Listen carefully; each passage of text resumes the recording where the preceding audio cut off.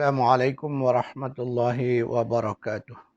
A'udzu billahi minasyaitonir rajim. Alhamdulillahi rabbil alamin wassalatu wassalamu ala asyrafil anbiya'i wal mursalin wa ala alihi wa sahbihi ajma'in. Allahumma anfa'na bima 'allamtana wa 'allimna ma yanfa'una wa zidna 'ilma. Subhanaka la 'ilma lana illa ma 'allamtana innaka antal alimul hakim. Allahumma amin.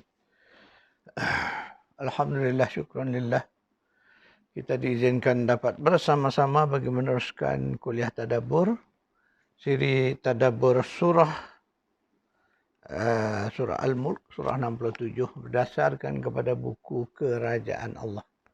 Tuan-tuan dan puan yang memiliki buku, kuliah kita hari ini pada halaman 115. Kita masih lagi bercerita tentang kaum Samud. Kaum Samud ialah kaum Nabi Saleh AS. Allah utuskan Nabi Saleh AS kepada mereka, kepada kaum Samud ini untuk mengajak mereka beriman kepada Allah. Jadi seruan misi dakwah Nabi Saleh ialah mengajak mereka mengabdi diri hanya kepada Allah kerana tidak ada ilah selainnya. Tidak ada ilah selain daripada Allah.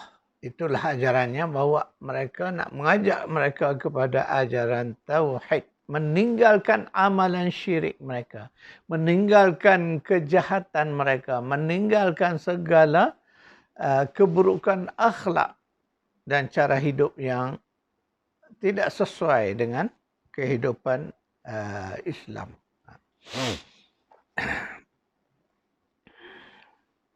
Jadi kaum Samud ini sama seperti kaum Ad terdahulu. Mereka juga adalah kaum yang menentang, membangkang Nabi yang diutuskan kepada mereka.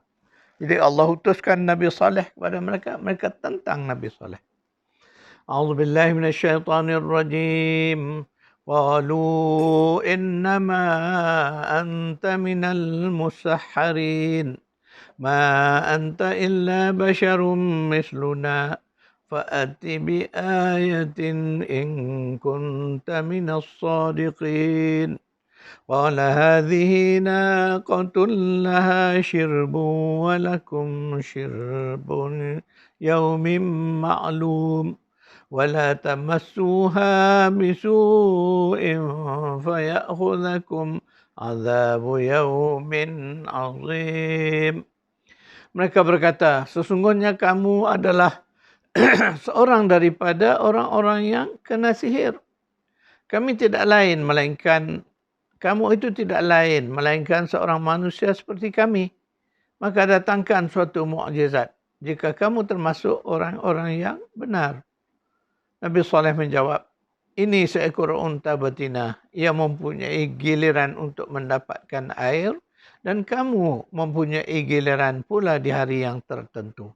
Dan janganlah kamu sentuh unta betina ini dengan sesuatu kejahatan yang menyebabkan kamu akan ditimpa oleh azab hari yang besar.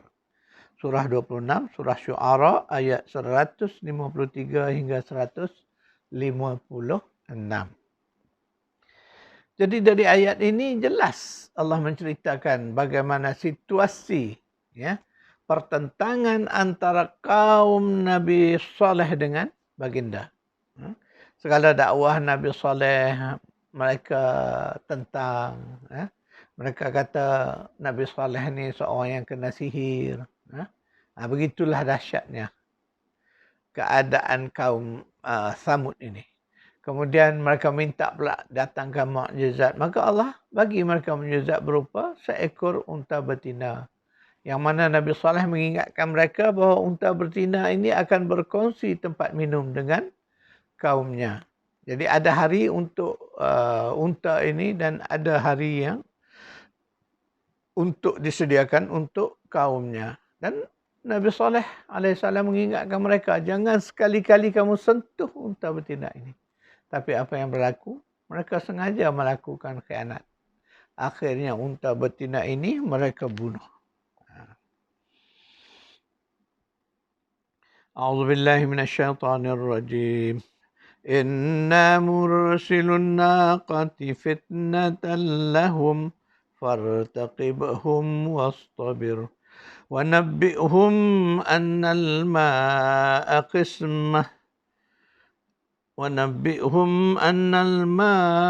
قسمة بينهم كل شرب محتضر. Sesungguhnya kami akan mengirimkan unta betina bagi mereka. Maka tunggulah tindakan mereka dan bersabarlah. Dan beritahukanlah kepada mereka bahawa sesungguhnya air itu terbagi antara mereka dengan unta betina itu. Tiap-tiap giliran minum dihadiri oleh yang punya giliran. Yang ini dicerita pada surah 54 ayat 27 hingga 28. Itu caranya. Allah menjelaskan tentang bagaimana mukjizat yang berupa unta betina itu. Jadi kehadiran unta betina sebagai mukjizat Nabi Saleh telah membuka mata kaumnya sehingga semakin bertambah orang yang mengikut Nabi Saleh. Situasi ini menjengkelkan hati para pemimpin kaumnya. Mereka membuat strategi untuk membunuh unta betina itu. Nabi Saleh terus mengingatkan para pemimpin kaumnya supaya sedar dan insaf serta bertaubat kepada Allah. A'udzu billahi minasyaitonir rajim. Qala ya qaumi lima tasta'jiluna bis-sayyi'ati qabla al-hasanah laula tastaghfiruna Allah la'allakum turhamun. Qalu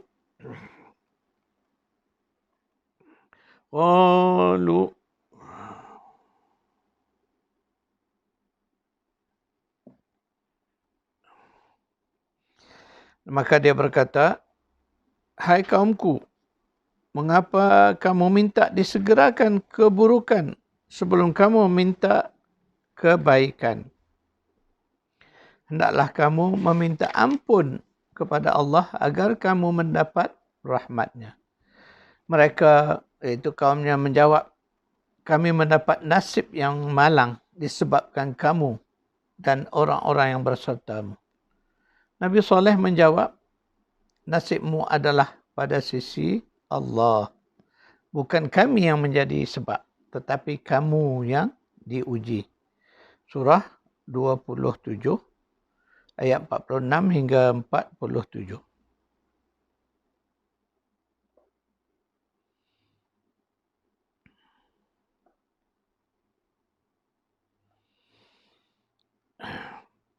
Demikianlah bagaimana kita melihat degilnya kaum Samud kepada Nabi Saleh alaihi salam.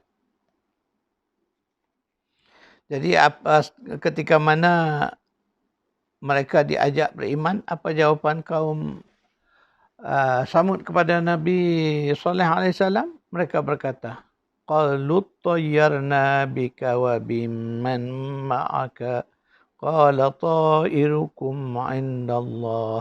Mereka berkata, engkaulah yang membawa malang. Inilah dia apa yang selalu disebutkan. Mereka menganggap bahawa para nabi utusan Allah ni bawa malang kepada mereka, bawa sial kepada mereka. Itu yang disebut sebagai tayyarna. Kemudian apa kata Nabi Saleh?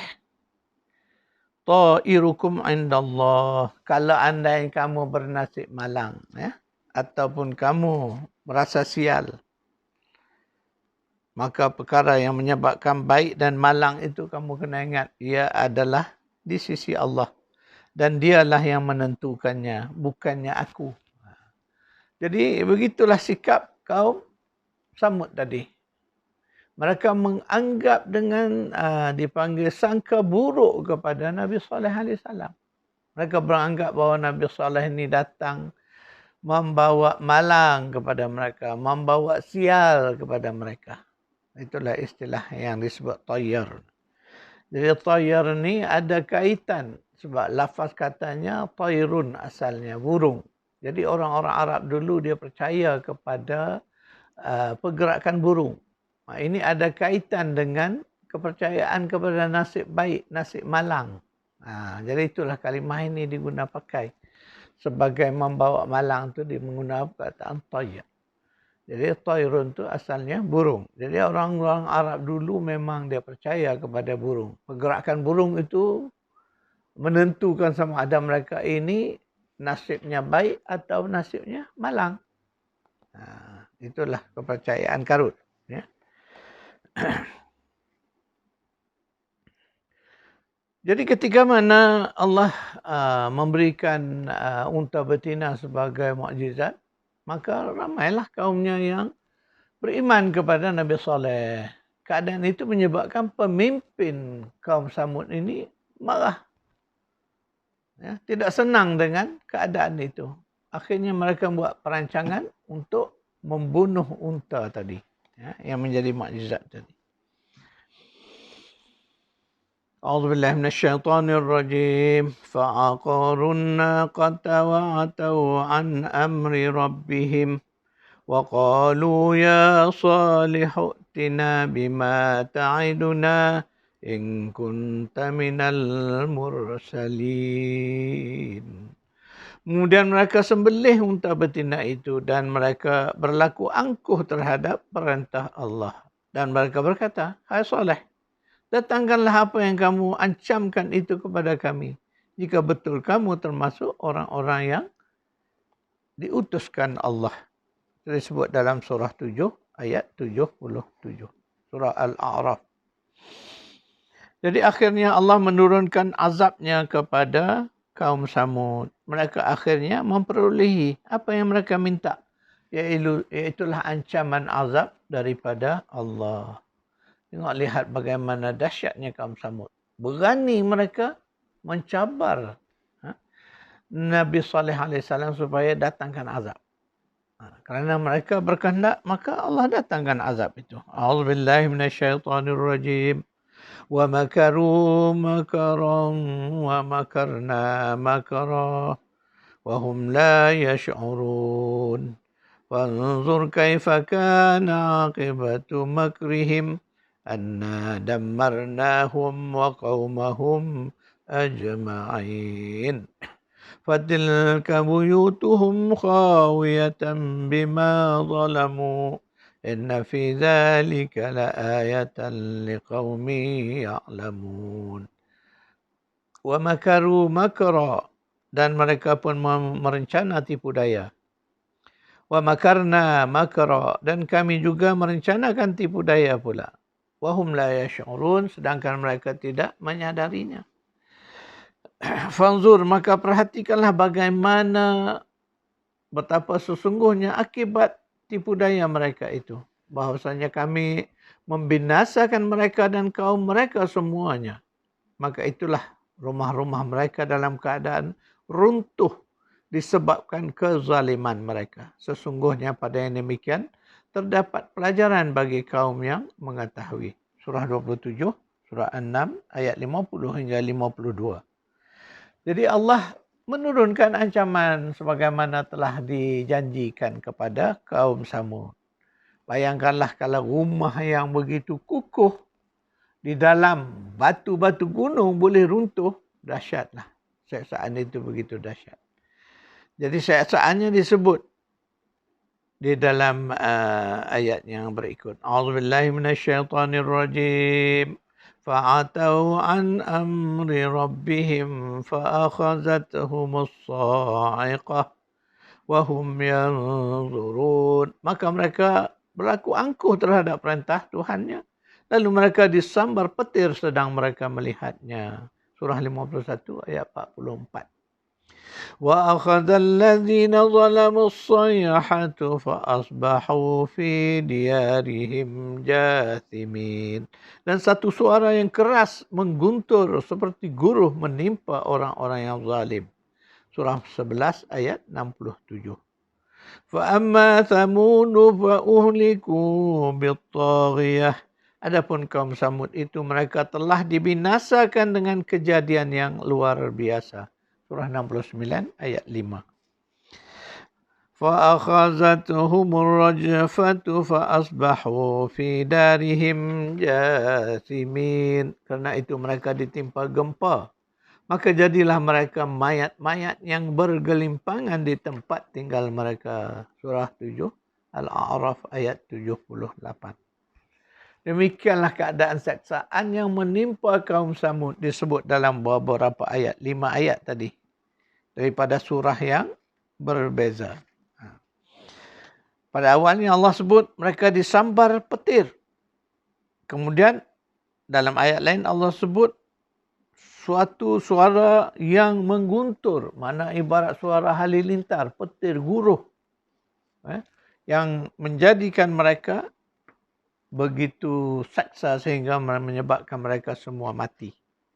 Dan disebutkan juga keadaan itu sebagai gempa. Yang disebut di dalam surah 7 tadi, mereka ditempa gempa, rajafat, fa'akhazathumur rajfah. Fa'asbahu fi darihim jasimin. Maka mayat-mayat mereka bergelimpangan di dalam rumah mereka. Demikianlah azab yang Allah timpakan kepada kaum Samud, iaitulah kaum Nabi Saleh alaihi salam. Jadi demikianlah kisah, banyak lagi kisah kaum-kaum yang lain, tapi saya mengambil cerita-cerita tentang 3 kaum ini. Pertama kaum Nabi Nuh, kaum Ad, iaitulah kaum Nabi Hud alaihissalam, dan yang ketiganya kaum Samud, iaitu kaum Nabi Saleh alaihissalam. Cukuplah 3 kisah ini kita bawakan untuk menggambarkan, menceritakan bagaimana ancaman azab oleh Allah itu berlaku di dunia sewaktu mereka masih hidup lagi. Supaya semua kisah-kisah ini menjadi ibrah, menjadi pengajaran dan pelajaran kepada kita di kemudian hari. Sebab itu kita kena takut kepada azab Allah ini, kerana azabnya sangatlah pedih. Tak mampu kita menanggung azab Allah. Dan siapa ingin menolong kita? Kerana kita ini tak ada siapa pelindung penolong kita melainkan Allah. Selain Allah tidak ada sesuatu yang dapat menolong, menyelamatkan. Itulah nasib yang dialami oleh beberapa kaum yang Al-Quran ceritakan. Dan kisah kaum-kaum ini diulang-ulang ceritanya di dalam pelbagai surah. Tujuannya untuk apa? Untuk mengingatkan kita, menjadi peringatan kepada kita yang beriman. Dan kepada orang kafir menjadi ancaman kepada mereka. Itulah sifat Al-Quran. Kerana itu kuliah kita, insya-Allah saya akan buat beberapa catatan nota ayat-ayat yang kita telah bacakan.